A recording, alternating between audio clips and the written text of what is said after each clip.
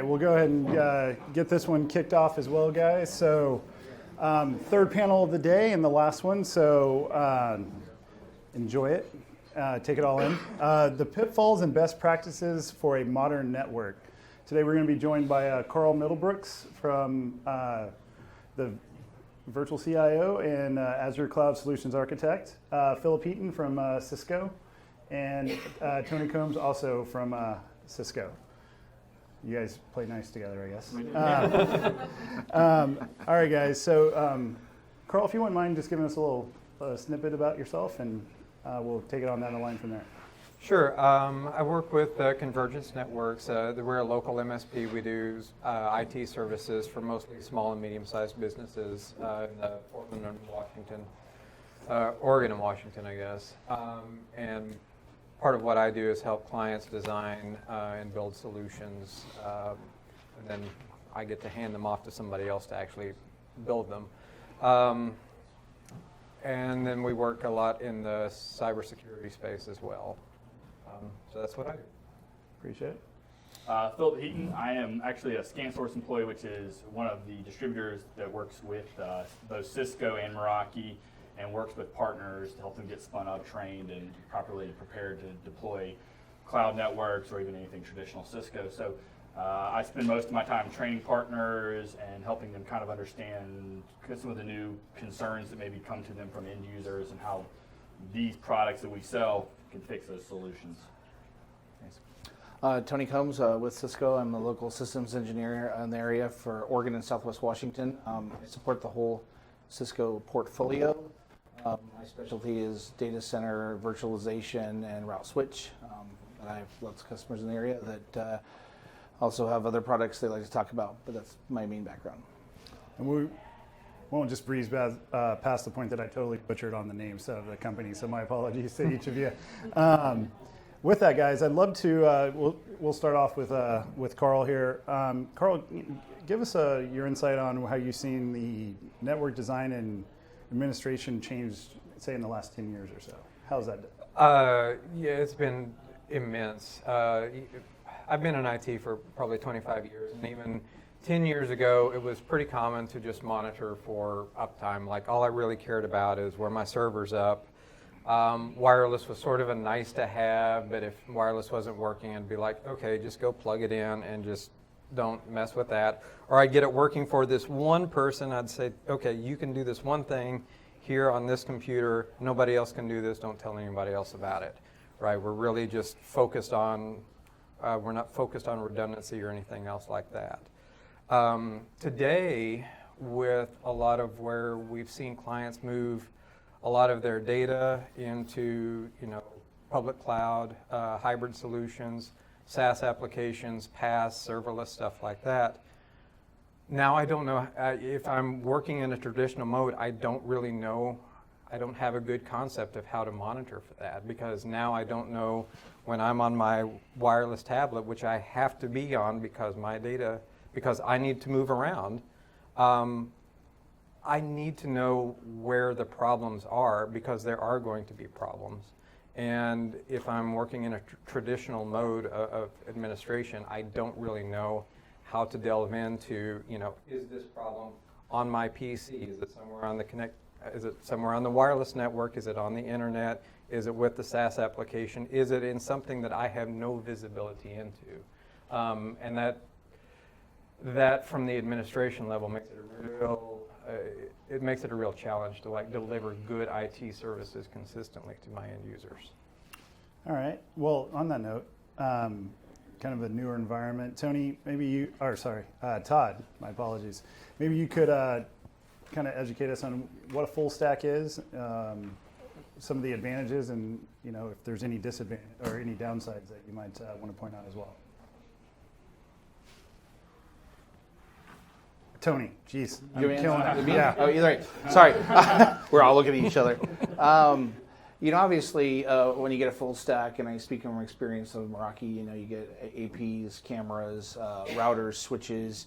It is nice to have one solid vendor. In that case, a cloud presence, right? There's other products we could look at to deliver that same, but I really think you get continuity in your business when you look at a full stack from a vendor. Okay. In that case. Can you kind of do a deep definition of what a full stack is? Just for me, kind of take me as though I don't know. Yeah, it could be anywhere from a router to switch to a wireless LAN controller to an AP that is on the ceiling, access point, cameras. There's other things that play into the portfolio of products out there, but that is mainly what we talk commonly to customers in a full stack. All right, thank you. Philip, if you could address, what does this mean, in your opinion, for the future of administrators into a network environment? Well, traditionally we see, if you look at the full stack of Meraki, MX, MS, MR, and if I'm a person looking at that and I go, I can immediately, new administrator, immediately log into a single dashboard, single point of entry. I can see security, Wi-Fi, incoming ISP traffic, what that looks like.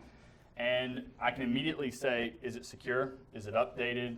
With Meraki, there's a licensing model. Basically, the network automatically downloads any type of new security threats, firmware updates, any type of new technology that may come out that Cisco's or Meraki is starting to integrate. And you immediately know whether you have immediate visibility into your network, whether it's secure.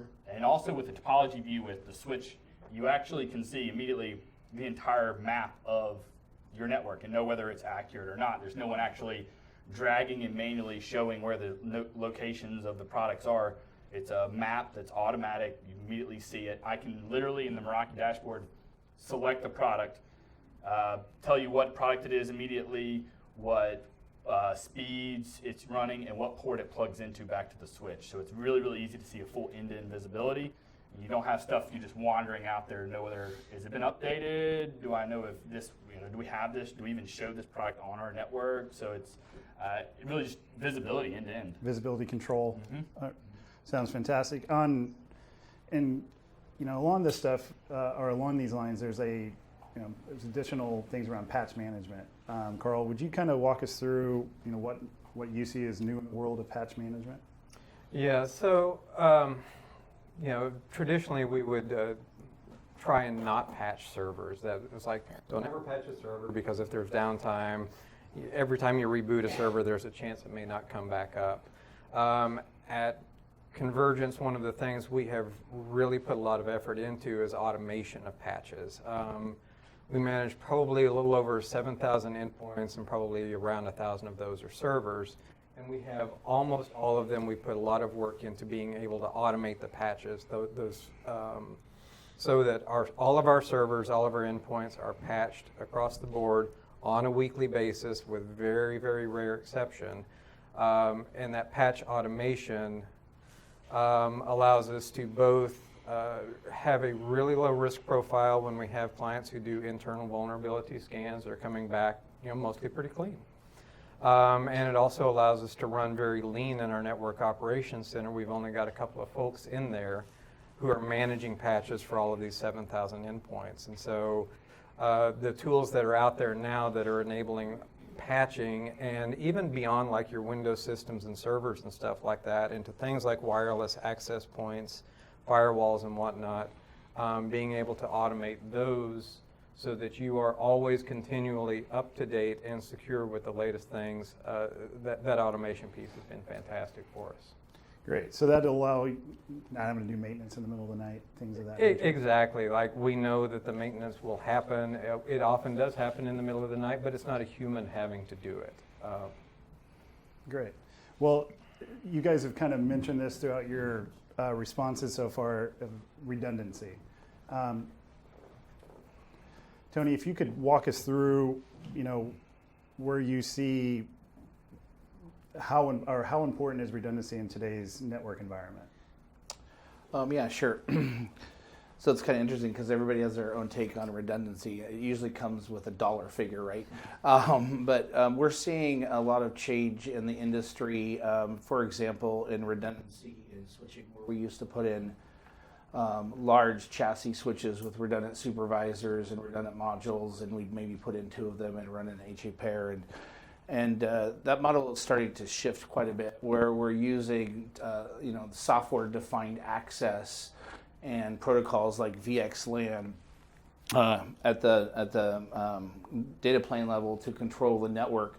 And so we allow customers, or have allowed customers in the architecture now that is rolling out across many network platforms, to have smaller scale switches, redundant connections from access switch to core switch, and allow us to upgrade one at a time with no outages on the fly, because we're all at VXLAN and layer 3 routing. So we've taken it to more software-defined access and separating the data plane and control plane and switching and using VXLAN now. So it's been good for customers because it allows them to have more dense infrastructure and less HVAC and cooling and all that. So it's kind of moved in that direction, but it's all software-defined now, much more like the Meraki Cloud. Even the traditional Cisco now is more cloud-defined on-prem, but it's all UI-based. You can see your whole layout of all your architectures, your APs,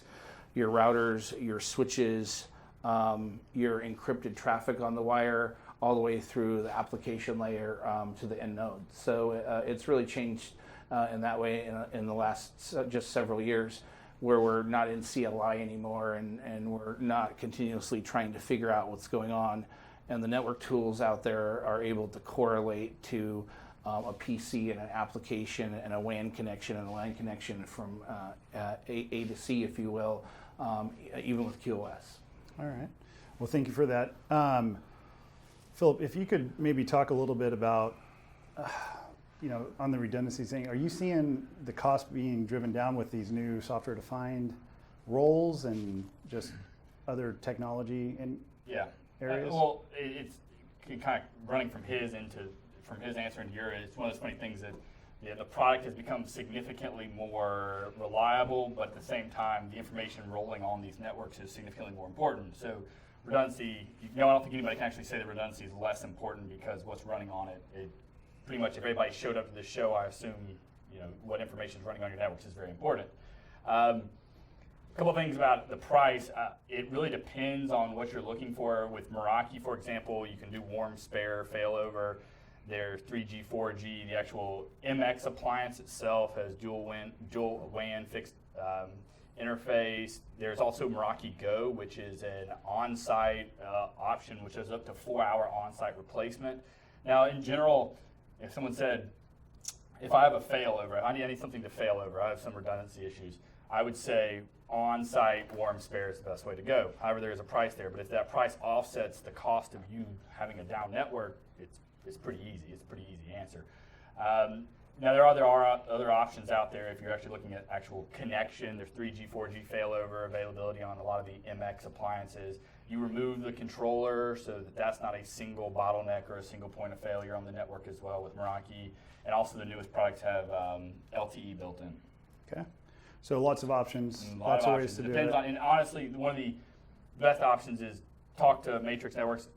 There is so many options out there. Talking to an account manager for Cisco or Meraki, if there's the opportunity there and price is one of the issues, a partner like Matrix and working with Cisco, the pricing options are available. It really just depends. They're not going to look at you. I don't think they're going to look at you and say, we're not going to make the price work for you. If the options are there, this is what you need, and there is a competitive takeout. Work with your partner, which is Matrix at this point, and they can drive that price down. They're definitely trying to get in. They obviously want everybody to have the best networks available, and we hope to stand by that. So A lot of these new appliances are coming application aware, right? You've got a number of different ones that'll do traffic shaping on behalf of the end user as well, if you'd like.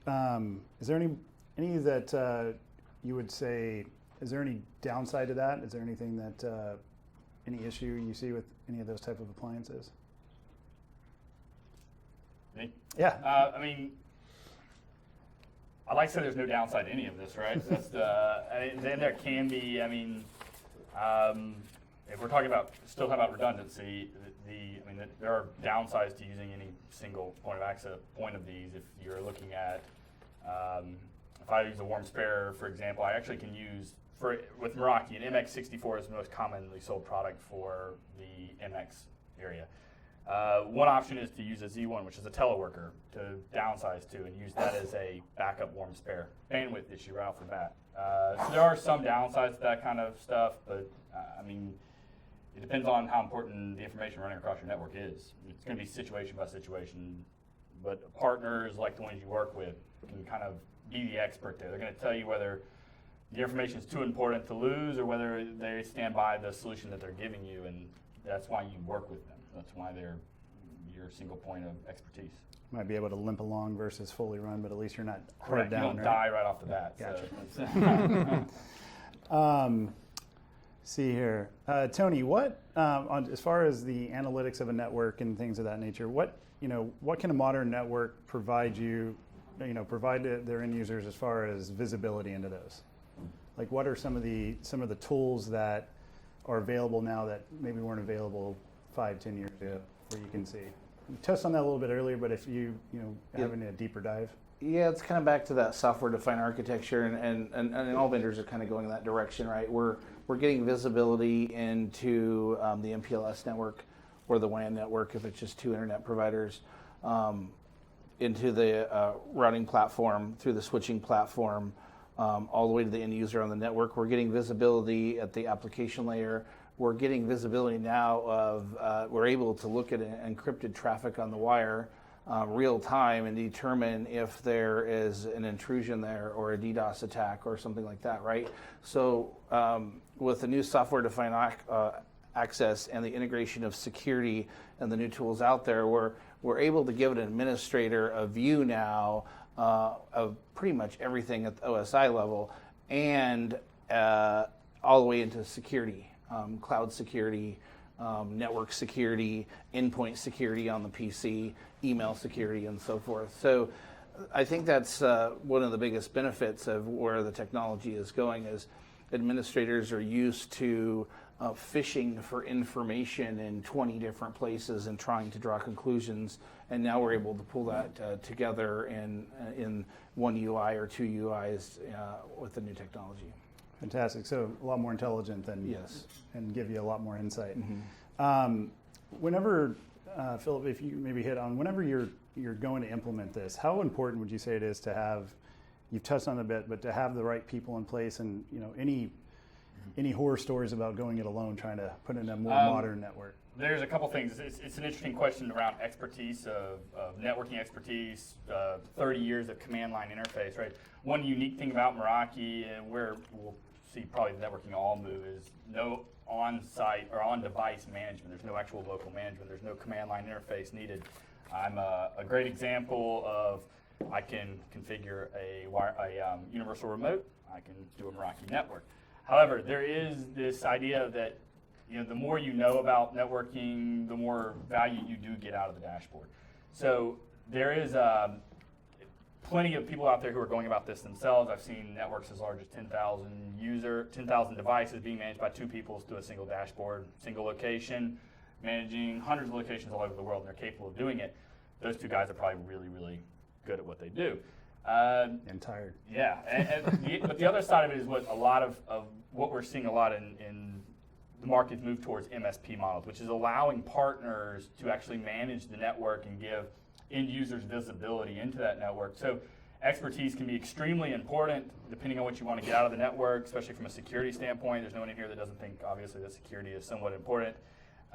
So I do think that the more expertise you have, or at least either if it's not on site, is at least having someone to partner with, that's very, very important. There's only so much you can do as an actual end user in your IT staff, a lot of limited IT. Most of the people I've talked to have said, we have a limited IT department. How do we manage this? How is it capable? And that's why they lean on something such as the Meraki dashboard. There's also a side of that that's just the expertise, which is very important. And this whole thing is put on by a very good partner that's capable of managing all of this for you. And that's very, very important. We see that more end users than ever moving towards allowing an MSP type of model for these partners to manage their network for them. Well, As far as, we kind of touched on analytics a little bit, but specifically around a couple of products like 1000 Eyes and Meraki Insights, how would you say that, with your background with both Meraki and Cisco, how would you say that it impacts the ability to support, end user applications that businesses depend on. Yeah. Couple things that Meraki does that I would say, I'm going to touch on Meraki Insight and then Meraki Wireless Health, is how many people in here have gotten a call and somebody's complaining that it's the wireless access that's the issue, right? And you have no idea, right? You look at it and you go, no, Wi-Fi is just fine. It's absolutely no issue. Meraki Insight allows you to actually look back whether it's an internal, external issue. Is it actually on the device? Is it the router? And then look at external issues. Is it the ISP? Is it the actual infrastructure of that internet coming in? Is it the SaaS? Which is really what is important, is do we track that back as our problem or the application that's being run that's the problem? And with that, you're capable of looking at your employees and saying, no, it's not our fault. It's someone else's fault, so you're not held liable and you don't look bad. Wireless Health is a very similar application that Meraki's running now, which is 100% free on the AP. The Meraki Insight, which is a license, runs off data from the router, which is the MX appliance. Meraki Wireless Health, though, basically looks at users and decides whether they're having a good or bad experience on the Wi-Fi. Are there drops? What's the latency look like? And so all of this gives you ability to decide whether and look at the network and say it's my problem or it's someone else's problem. And correct me if I'm wrong, but I think most people here have probably been blamed for a lot of things that probably aren't their fault. So these type of things can fix that and also allow you to troubleshoot those and figure out where the actual issue's at. So that's Meraki Insight. Appreciate that. So, kind of to summarize, it keeps you the finger pointing down to a minimum. Correct. Carl, maybe you could touch on, how would we leverage intelligent design to allow us to focus on a higher value of work? Like, how do we, in implementing this, what's the driver for the business? I guess would be a good way to put that. And so for most of the clients that we work with, they're small, medium-sized businesses. They have limited or no on-site IT staff. And in those cases, the on-site IT staff are usually generalists. They are not specialists. And they're touching every part of the organization, and they have only a little bit of time to do it. So using these intelligent tools that help us get to the bottom, that get visibility into what's going on, where my problems are. That takes some burden off of those IT people, and even for us, who's like an MSP, where we are experts who are coming in and we're helping people and we're taking over their IT departments or we're augmenting their IT departments. When we get those calls, we run on a pretty tight model. We've got a lot of folks, so there's a lot of work coming in. Those intelligent tools are going to help us get to the bottom of a problem more quickly, make our mean time to resolution much better, and really make the client experience and the business experience much, much better. So when businesses are saying, hey, I really can't afford downtime because my medical record system is now cloud-based. If I can't get to the internet, I can't see patients, I can't chart, I can't do things like that. And so these intelligent tools really enable the IT folks to focus on the business and also just get the value out there and improving the experience for every single person who is working in that business. So anything to add, Philip? Building up a lot of that, the solution is the most important, the user experience. It's very easy for us to sit out here and tell people the speeds and feeds, this is what it is, this is what it is, this is what it's capable of, the data sheet. But what the important aspect is, does it fix the solution that's there?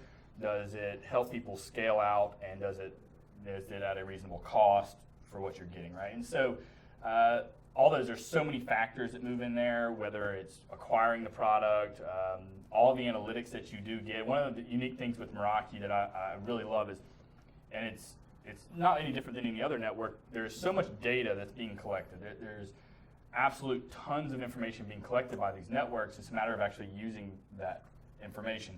One thing that Meraki's done is one of their newest things is the customer CMX, and what it looks like from a customer experience standpoint is I actually can log in and see passerby, how many people actually come into the location, loyalty, how often the person returns. It's just going off the device, right?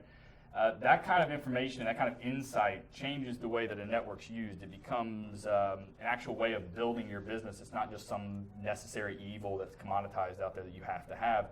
So all of that just gives you a ton of insight into what your actual profile of the people you integrate, you're using this solution for.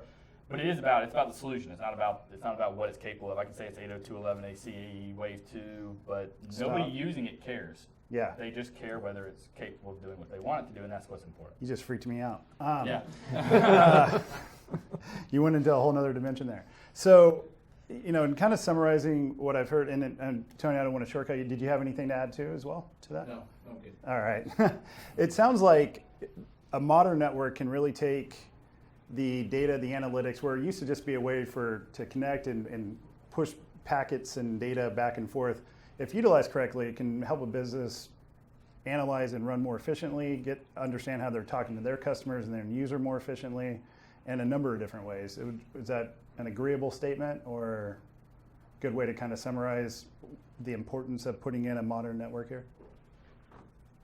Yeah, I mean, talking about actually, and you said the communication, I think, with the end user, talking about, Yeah. I mean, there's, name any type of industry, the communication with the end user has become increasingly easy and increasingly important. I mean, with one thing with Meraki access points all have Bluetooth Low Energy, whether you're using an application or something to communicate with this person into some sort of application they've actually chosen to look at, or just simply tracking devices that are connected to the network. It's very easy to look at the actual end user, which is driving probably most people's business. All right, appreciate that. And kind of in closing, guys, I'd love to open it up. Any questions that you guys have for a panelist regarding some best practices around putting in a modern network? Any at all? I have 3 minutes of filler I've been waiting to get to. Involves me as a 4-year-old. No. Horror story from about 10 years ago or so here in Beaverton. Let's hear it. Go ahead. We used to be located over in Beaverton off of Sunshine Court area. I don't know if you know where that's at. But about 10 years ago, a road construction crew up in the Tannisbourne area of Hillsborough had dug a little bit too deep, and they ripped out this lovely waist-size bundle of wonderful glass rods that were running through the ground and took the entire city down. And we were running around because it was a Verizon fiber optic lease line. So not only did it kill our internet, it killed our internet provider and their service. So it was everything that they were renting. And because my company is a military contractor, we kind of have communication outside of our 4 walls is really important. So we're panicking and freaking out, and this was going on for 3 days. And we, about halfway into day 2, we're going, wait a minute, my cell phones still work.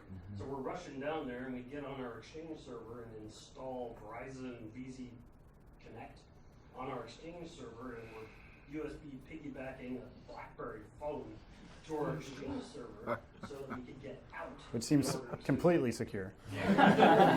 Great. It was the government. Don't worry about it. Yeah. No problems with any of this. Hey, we're basically on a deserted island, so every time somebody brings up redundancy, I just laugh about it. It's like, redundancy is kind of a big deal. Well, and I mean, in today's environment, right? Used to, if the phones went out, businesses shut down. You couldn't operate anymore, and that's still a valid point.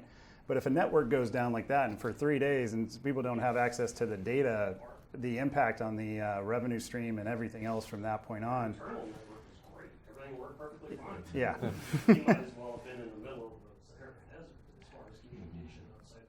Oh man. So Well, it's what that does to a small, medium-sized business with just a few locations is catastrophic. If it's a couple days, it's the same thing with security threats. If security threats, they target 60% of small businesses and 40% of them are closed down in 6 months.